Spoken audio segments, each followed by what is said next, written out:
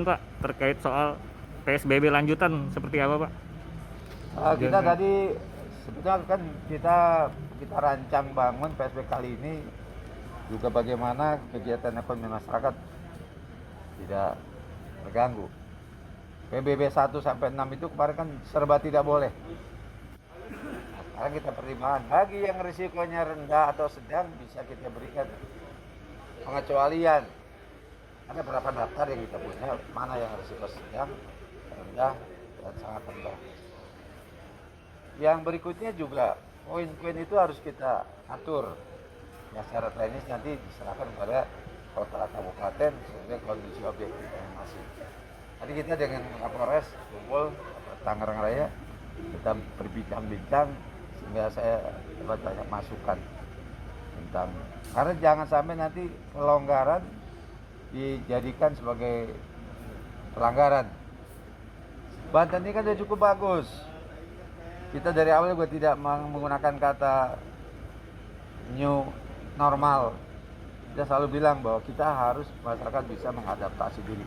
Kayak tadi saya bilang, beri masker yang bukan biasa ya kita biasakan. Dan kita sekarang peringkat ke-12, ya kan? Bukan naik, kita turun. Jadi kita udah keluar dari zona 5 besar, zona merah itu, lagi merah hitam, kita di zona kuning. Tapi kita tetap akan pertahankan PSBB ini dengan dengan memberikan pengecualian pada kegiatan-kegiatan tertentu. Contoh Kalau kelonggaran, misalnya kita tidak ada PSBB, saya khawatir gimana kita mentreatment, gimana kita menjaga kuning ini untuk menjadi hijau. Bisa jadi berbalik, kuning menjadi merah lagi. Begitu kebijakan kita tergantung juga pada peraturan yang akan kita, nanti malam peraturan juga akan bisa datangkan. itu contoh kelonggarannya seperti apa Pak? Ojol atau nikahan? Nah, ojol misalnya, ojol kita berikan ruang nanti, makanya tadi masih kajian kita boleh, tapi sepanjang dia juga menggunakan protokol kesehatan. Ya ada sanitizer-nya, wajib pakai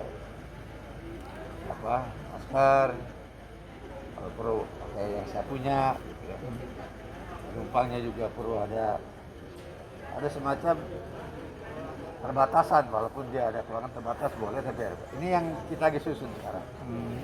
Terus yang hajatan ya kita akan lihat apakah hajatan juga bisa dibatasi undangannya, apa juga bisa menggunakan masker, apalagi waktu meja makan juga itu memenuhi syarat untuk jaga jarak dan sebagainya.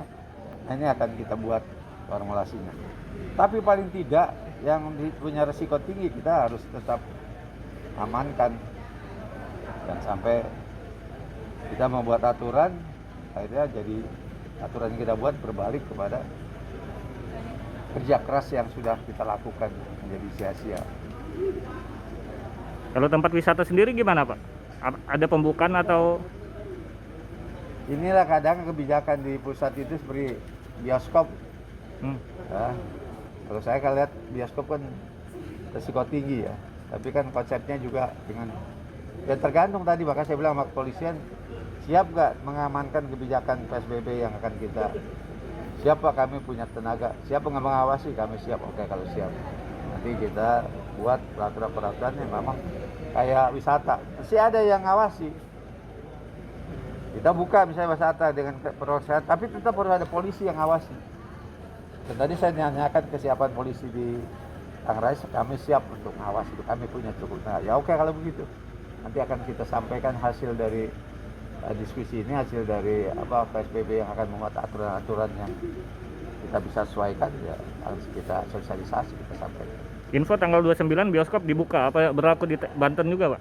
Ya, itu kebijakan pusat yang menurut saya memang harus dilakukan langkah-langkah koordinasi dan sosialisasi dengan pemerintah daerah.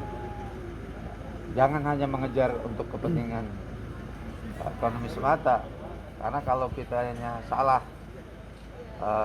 kebijakan, ya akan berjabat lebih parah lagi. Nah, saya juga tahu bahwa ada kebijakan dalam rangka memberikan kesempatan pada pengusaha bioskop, cuma di dalamnya itu harus betul menggunakan protokol kesehatan dengan social distancing. Nah, saya tadi tanya Polres yang ada di wilayah Tangerang, siap nggak untuk ngawasi? Siap, ya oke. Ini menjadi sebuah kebiasaan yang diawasi betul oleh kita. Tapi kalau dilaksanakan, ya kita tutup. Karena sekarang pendekatan juga harus agak jelas. Jangan lupa subscribe ya.